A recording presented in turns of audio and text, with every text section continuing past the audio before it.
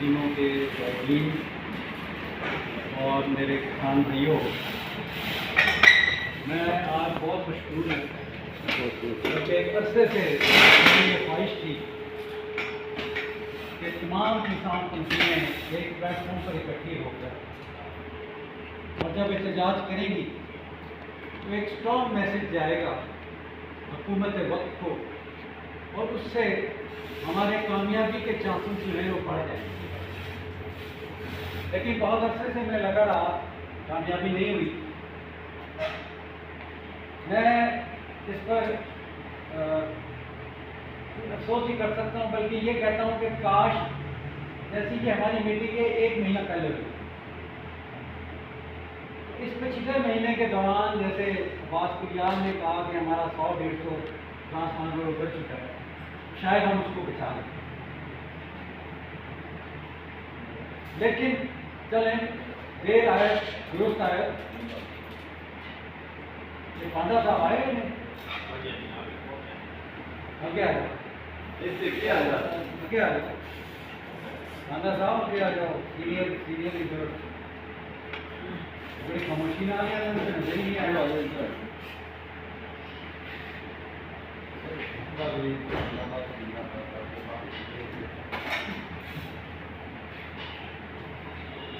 मैं आ गया हूँ।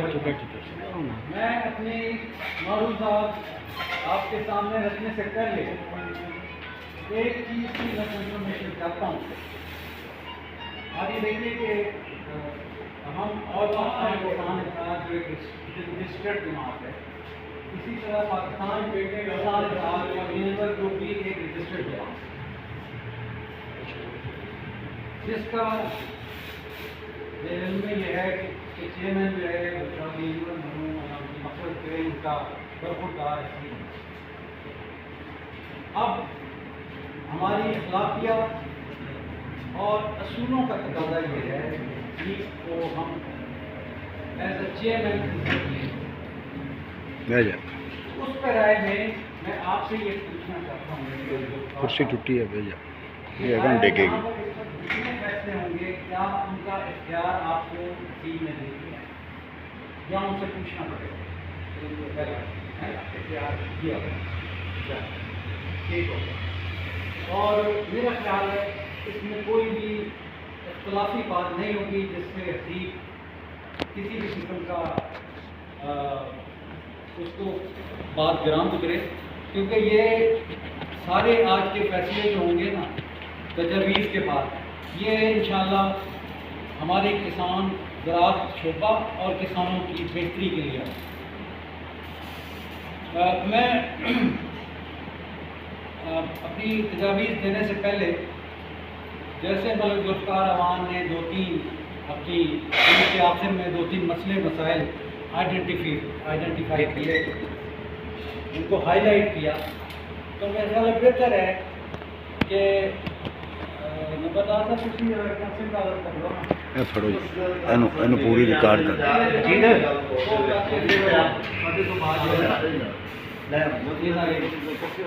दे दे तो लिख लो ताकि एक एक करके ना मैं बैठ के ऐसे नाम वाला हर कोई कुर्सी बदल दे। बेहतर ये समझता हूँ कि जितनी मशावरत ज़्यादा लोगों से होगी उतना अच्छा रिजल्ट मिलेगा। हमारे मसले जैसे रिकॉर्डिंग पूरी सबसे पहला मसला जो है वो बकाया जात, जिसको गवर्नमेंट डिफॉल्टर्स कह रही है और वो पैसे जो हैं वो किसी सूरत नहीं दिए जा सकते। ज़्यादा हुकूमत या लेने पर तो ली है वो पैसे या आपके कनेक्शन काटने पर। तो पहला मसला तो लिखें जी ये नंबरदार साहब के बकाया जात जो हमारे ऊपर एक उस्ताद आई हुई है उससे किस तरह ओहदा बरा होना है। नंबर 2, कोई ग्रुप इस वक्त आवाज़ नहीं उठा रहा, उसकी जहन सोच में नहीं आ रही कि भाई 5 रुपये 35 पैसे, 8 रुपये 35 पैसे, 8 रुपये 85 पैसे, 10 रुपये 35 पैसे, 10 रुपये 85 पैसे और 12 रुपये 85 पैसे से अब ये जो है 40 और 50 रुपये के दरमियान हो गया है। मुझे बताओ ये कैसे दोगे? आपका मसला सिर्फ बकाया जात नहीं है, आपका ये मसला भी है जो 5 गुना से 10 गुना आपका जो है बिजली का रेट बढ़ चुका है। जब आपने एहतजाज करना है, क्या साल बाद फिर आप यहीं खड़े होंगे कि आपकी बिजली की कीमत इतनी होगी कि वो आपसे दिए नहीं जाएंगे, बकाया जात होंगे और फिर वहीं वहीं आप खड़े होंगे? पिछले उतारेंगे, अगले फिर 20-20 लाख दिए जाएंगे। आप यकीन करेंगे, हमने एक जगह पर चाय पी, चावल लगाए उसमें, चौधरी रफीक गुजर, 2 ट्यूबवेल हैं। मैं हैरान रह गया, फी ट्यूबवेल 6 लाख रुपए बिल है, करंट बिल 12 लाख रुपए। मेरी तो आंखें खुली रह गई। लिहाजा दूसरा एजेंडे पर आप अपना पॉइंट लिखें कि बिजली का रेट दोबारा से फिक्स कराना। तीसरा मैं आपको पावर करा दूं, मैं हमेशा वक्त से अपनी मकसदी मीटिंग में मेरे ग्रुप के लोग गवाह इस बात की कि जो आप इस वक्त मसले मसाइल आ रहे हैं, और ये बिजली जो है ये भी मैं आपको बता दूं, ये 50 रुपए यूनिट से क्रॉस करेगी। गवर्नमेंट में इस्लामाबाद जो बैठे हैं जी, तुसी बड़ा लुट रहे हो जी, तुसी 6,000 रुपए तुसी मकई बेच रहे हो, तो मूंजी तुसी 8,000 रुपए बेच रहे हो, तो जनाब अपना की कहते कणक का रेट असी जनाब 950 तो 1300 1250 से हम कम 3900 रुपये मिल रहे हैं, कुछ 4 गुना हो गया। अब मैं आपको एक चीज़ और बात यहाँ पर आप नोट कर लें, आपकी यूरिया खाद गंदम की बिजाई के बाद पहली खाद जो देंगे वो 5500 रुपये में मिलेगी। उसकी वजह यह है कि कल ही मुझे कन्वे हुआ है कि जितने भी फर्टिलाइजर के प्लांट्स हैं उनको गैस की सब्सिडी खत्म कर दी गई है, और फर्टिलाइजर में यूरिया जो है वो बनती है आपकी गैस से, नाइट्रोजन गैस। 5500 रुपये में भी आपको मिलेगी नहीं, क्योंकि ये जो है ना जो ब्लैक होगी, और इस वक्त तकरीबन 6500-6600 रुपये यूरिया का रेट है बैन अवी मार्केट। तो इन्हें ये कुशन मिल जाता है 1000 रुपये का, जो स्मगलिंग वाला है वो उस वक्त वो जो है ना उससे फ़ायदा उठा के और ले जाता है। जो तीसरा पॉइंट है ये लिखें। उसके अलावा मैं ये आप लोगों से रिक्वेस्ट करता हूँ, और इसमें मतलब जो कारवान और हमारे दूसरे साथी जो हैं, कि जब आप किसी एहतजाज या किसी मुहिम पर जाते हैं तो एजेंडा छोटे से छोटा रखें। बड़ा एजेंडा रखेंगे, उसमें जो आसान चीज़ें होंगी जिनकी फिर वक्त आपको जरूरत नहीं वो मनवा ली जाएंगी, गवर्नमेंट भी मान लेगी, इससे बिल्कुल वाजिबी फर्क। असल एजेंडे वाली चीज़ें लो जी थोड़ियाँ 6 जो 3-4 मान लेंगे, जी असल दौर है वो रह जाएंगे, ज़्यादा शॉर्ट एजेंडा है। मेरा आपको मशवरा है कि इसमें मैं ये आपको ओपन इस वक्त एक मशवरे दे रहा हूँ, आप इसको सिर्फ 3 चीज़ों तक महसूस रखें जो इमीडिएट आपकी अगली फसलों के लिए, जैसे गंदम की फसल है, आलू की फसल है, ये फसलें जो आ रही हैं जिसमें आपको फौरी तौर पर DAP और यूरिया की जरूरत पड़ेगी, तो ये आपने इमीडिएट मसले बताए। अब मैं आ जाता हूँ कि हमारा सबसे बड़ा मेन मसला है, मसला मेरी नज़र में बिगड़ चुका। मैंने क्यों कहा कि यही हम 1 महीना पहले अगर बैठ जाते तो शायद इसमें हम इतनी पोजीशन खराब ना हो, लेकिन इसके बावजूद इसका हल है। मैं यहाँ आने से पहले अपने साथियों के साथ रास्ते में मशवरा कर रहा था, और जो अमूमी मसाइल और जो ब्यूरोक्रेसी का जहन, और ये चूँकि मेरा ख़ानदान सारा ब्यूरोक्रेसी में, मेरा बाप ब्यूरोक्रेट था, मैं इनकी तबीयत जानता हूँ, इनको कैसे हैंडल कर सकते। मैं ये चाहूँगा कि फौरी तौर पर कल आप लोग अपने बिल इकट्ठे करें, और मुझे ये भी यकीन है कि जितने भी बकायदात वाले हैं उनके कहीं ना कहीं कभी ना कभी मीटर तब्दील हुआ ठीक, वो मीटर जो होंगे MNT में भी गए होंगे, लेकिन उनकी अभी तक रिपोर्ट नहीं आई। ये टेक्निकल बात बता रहा हूँ मैं। आप वो वाले जो है ना जिनके 30-40-50 लाख है, मैं आपको यकीन से ये कह रहा हूँ कि इस पॉइंट पर हम जाकर हाई कोर्ट से स्टे लेंगे कि ये सब नाजायज़ है, हमारे मीटर MNT के लिए गए हैं, अभी रिपोर्ट आई नहीं है, हमसे नाजायज़ लिए जा रहे हैं। ये नोट कर लें। मेरी ग्रुप वाले तैयार हैं और अब यूँ समझें कि हम दोनों ग्रुप जो भी स्ट्रेटेजी बनेगी अगर आपकी समझ में आती है तो हम दोनों ग्रुप इकट्ठे उस स्ट्रेटेजी पे चलेंगे। इसमें कोई किसी की कोई हार नहीं, किसी का कोई नुकसान नहीं। अगर इस स्टेप पर फ़ायदा मिल जाता है तो सबका फ़ायदा हो जाएगा। लिहाजा मुल्तान में मेट्रो में आप मुल्तान के रहने वाले या इस इलाके के जानते होंगे कि महमूद अशरफ खान और खालिद अशरफ खान दो भाई हैं, ट्विंस हैं। महमूद अशरफ खान 2 दफ़ा हाई कोर्ट बार का सदर रहा, 2-3 दफ़ा डिस्ट्रिक्ट बार का सदर रहा और 1 दफ़ा बार काउंसिल रहा। मैं खुद इस चीज़ का गवाह हूँ कि वो बादशाह के जो मैटर्स हैं ना उसमें मस्त है। एक बात। दूसरी बात, आपको पता है कि ये बाहर के जो अहदेदार होते हैं ना इनका वैसे भी है।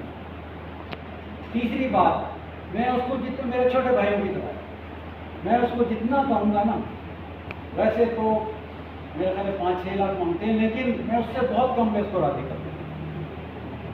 आप लोगों का काम ये है कल ही जितने भी इस किस्म के हैं जिनको डर है कि इनसे कनेक्शन करने हैं, आपने वो बिल जमा करने हैं और जाकर कल लाहौर मुल्तान पहुँचाने हैं के पास। कोई भी जिम्मेवारी ले ले आप। हम इस चीज़ में अगर आप लोग मुनासिब समझे तो एक फैसल और एक और बंदे का नाम दे दें जो वहाँ जाते हैं। जो भी उसके साथ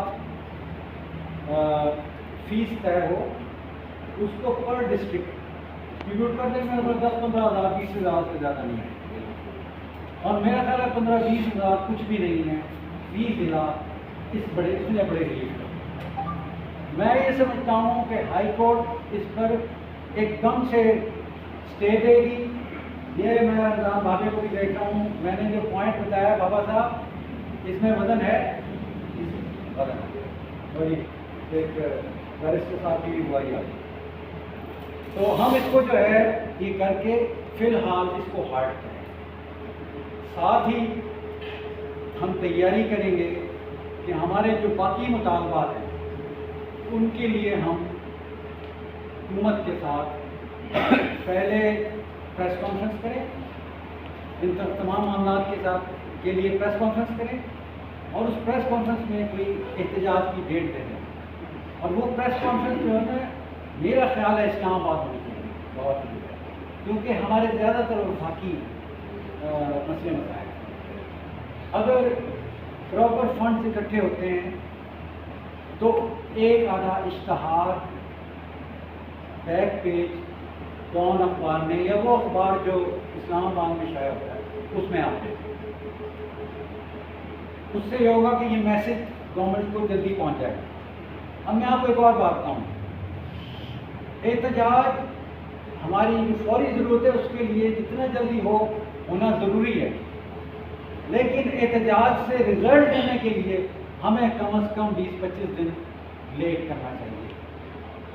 उसकी वजह यह है कि एस्टेब्लिशमेंट जिस पार्टी को लाना चाह रही है वो पार्टी इंतहाई कमज़ोर हुई है।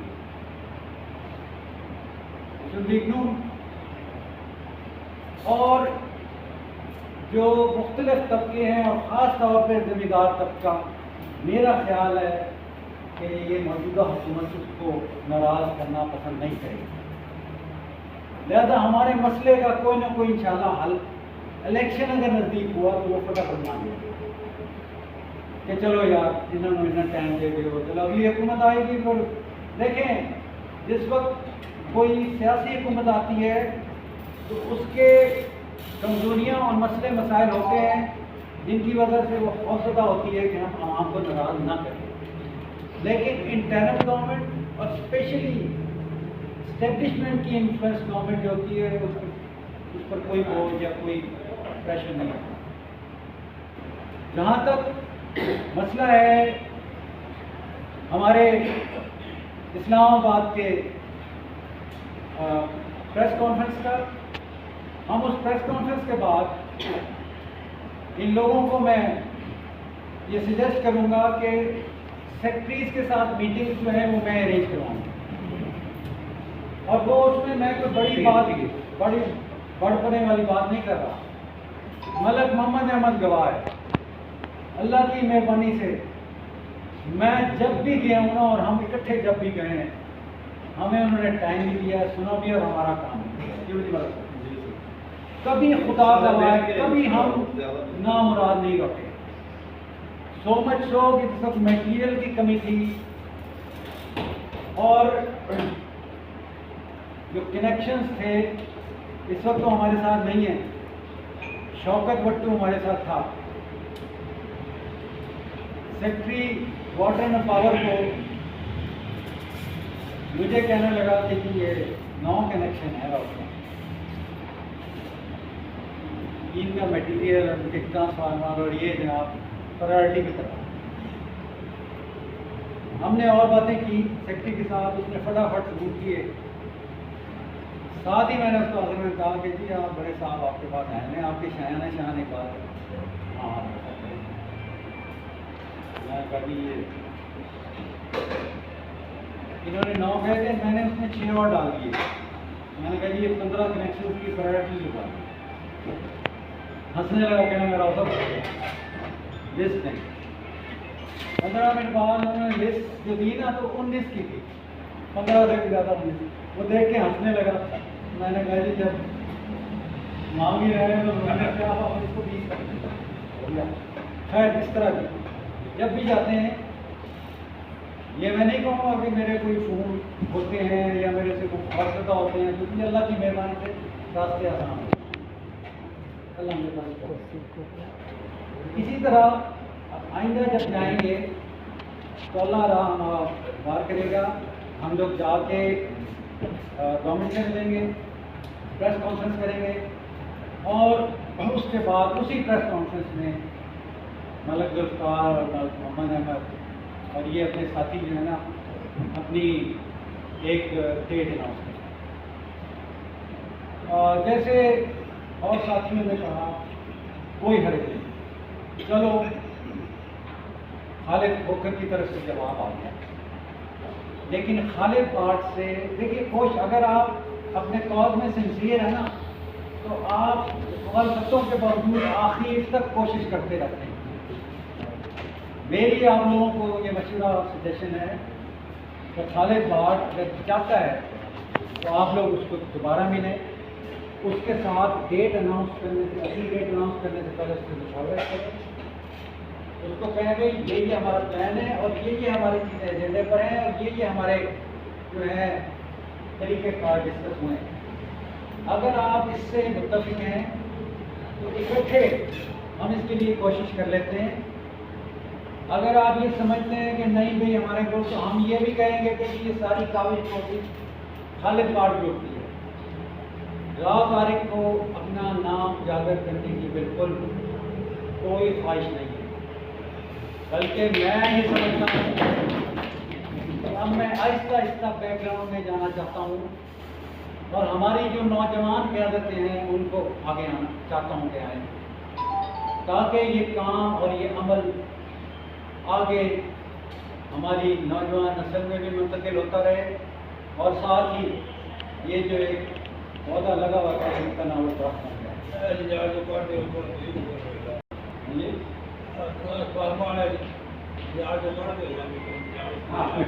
अच्छा नहीं वो तो हो जाएगा, लेकिन ट्रांसफार्मर्स का इमीडिएट जो है अगर आप इसे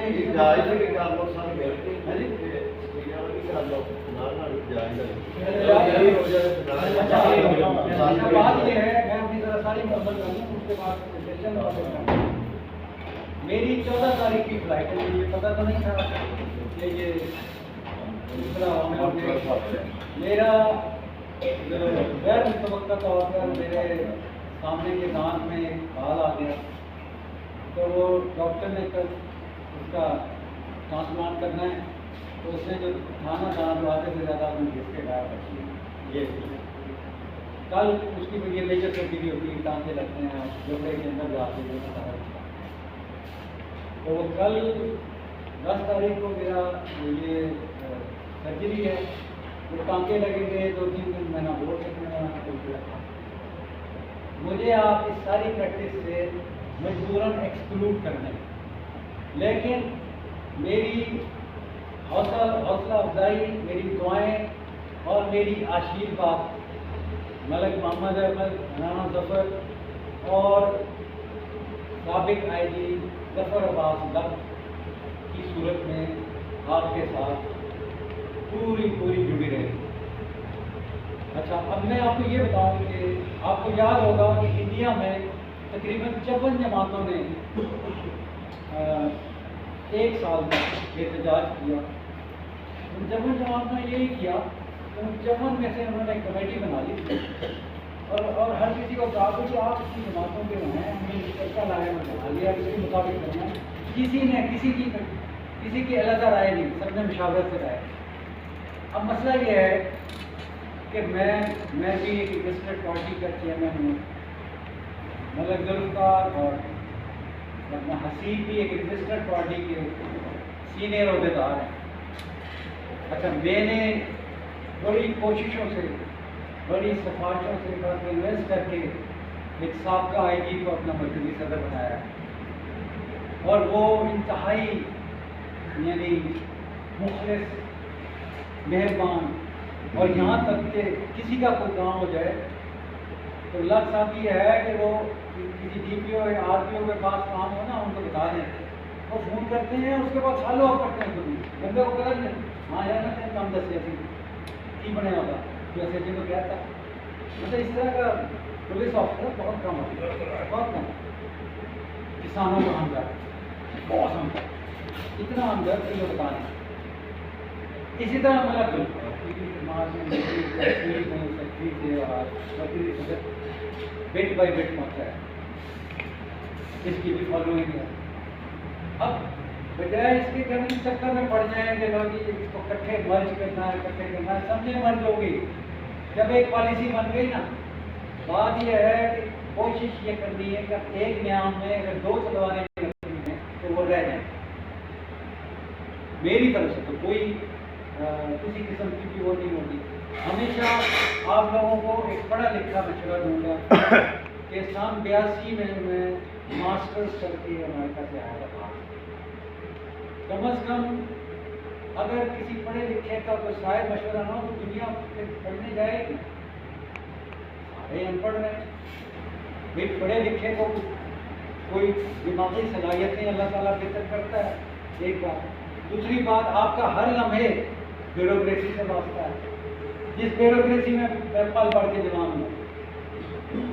तो इन लोगों के मिजाज के मुताबिक आगे देख लें। एक मैं छोटी सी बात बताऊँ, ये ज़्यादा लोगों को नहीं पता होगा।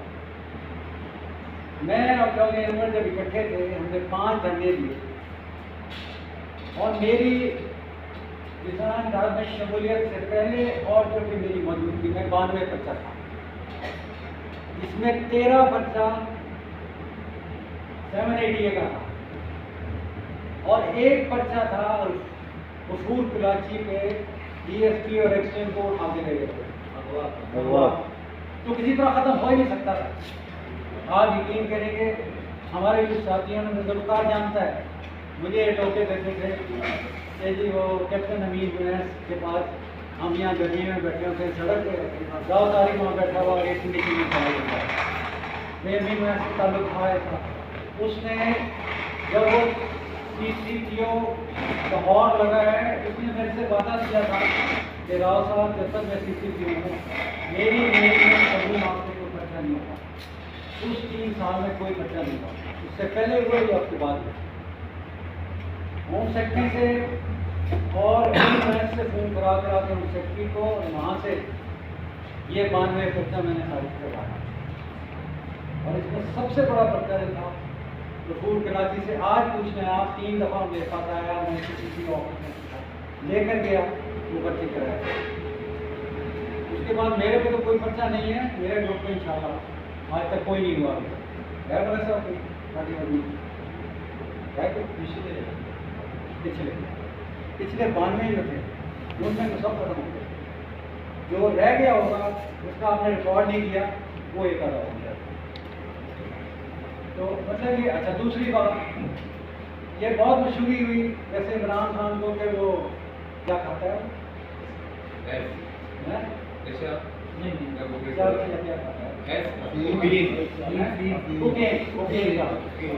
कोकेन खाता है और जैसे एक दिन नहीं रह सकता वो 2 महीने से है।